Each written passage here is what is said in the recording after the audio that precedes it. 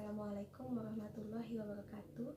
Nah, yang pertama yang dapat kita lakukan saat kita mau melakukan atau memasangkan needle decompressing ini adalah yang pertama kita pasang pasien monitor dan pasang pulse oximetry pada pasien. Nah, tujuannya ini adalah untuk membantu pernafasan pada pasien. Yang kedua adalah kita bisa memberikan oksigen 100% high plus ditambah ventilasi jika diperlukan.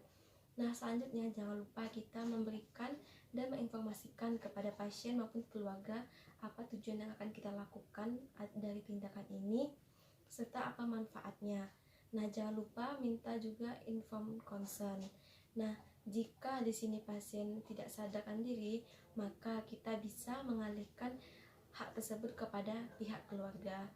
Nah, selanjutnya kita pastikan pasien posisinya terlentang seperti ini.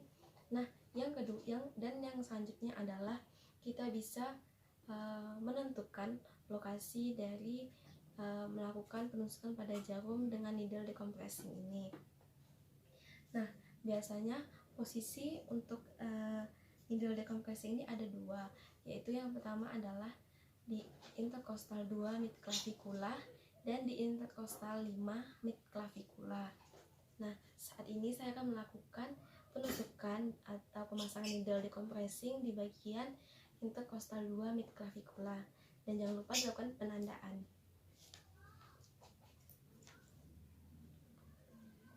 Nah, setelah kita melakukan penandaan, maka kita bisa melakukan cuci tangan dan kita menggunakan APD kita seperti sarung tangan, masker, dan gaun.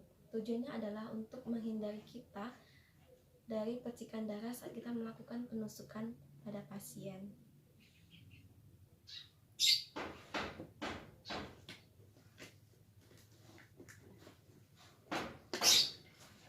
Baiklah, di sini saya sudah menggunakan sarung tangan, masker, dan gaun. Nah, selanjutnya kita bisa melakukan pembersihan pada bagian area yang ingin kita lakukan penusukan dengan menggunakan kapas dengan larutan confident iodine atau menggunakan swab alkohol. Nah, jangan lupa saat kita melakukan pembersihan ini dengan teknik steril, yaitu dengan gerakan memutar.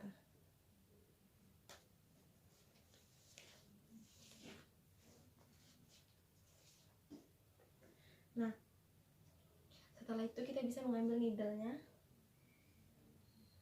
Nih, ini adalah needle-nya yang akan kita lakukan penusukan. Nah, jangan lupa needle ini dapat kateter dan juga jarumnya. Saat kita melakukan penusukan, tangan non-dominan memegang pada bagian yang area yang ingin kita lakukan penusukan, dan tangan yang satunya lagi memegang dengan melakukan penusukan dengan tegak lurus.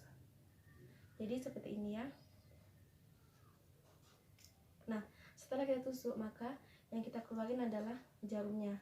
Jangan lupa kita tusuk sampai kateternya sampai masuk pada ujungnya. Nah, jika kita sudah mendengar suara seperti udara yang keluar seperti set, atau kita merasa setelah menusuk balon, maka itu dikatakan sudah bisa masuk ke dalam rongga pleura dan kita bisa mencabut jarumnya.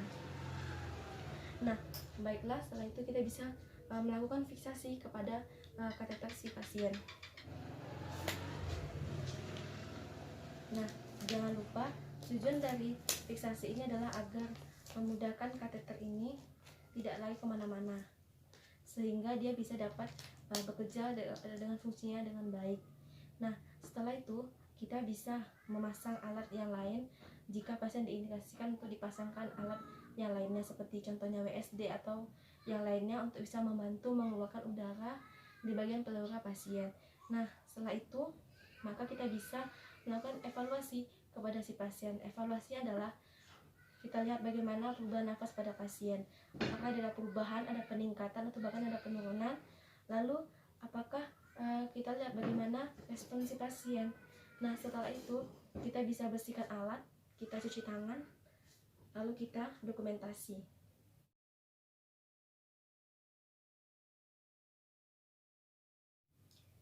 Baiklah, yang pertama yang dapat kita lakukan untuk tindakan ini adalah kita siapkan alat-alat kita terlebih dahulu.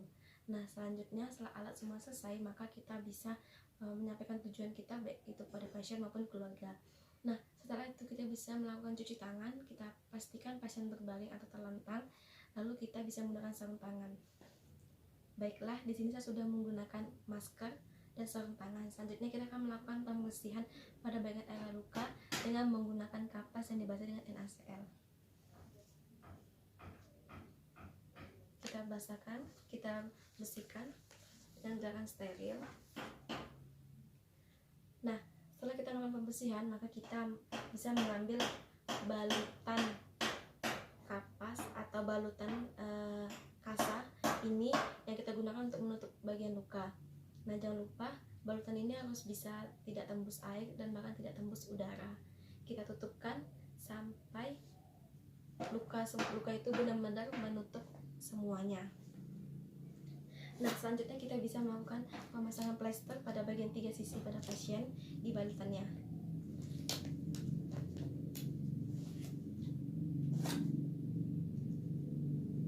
Nah, jangan lupa saat kita lakukan memfiksasi ini, kita harus menutup bagian sisi ini dengan rapat.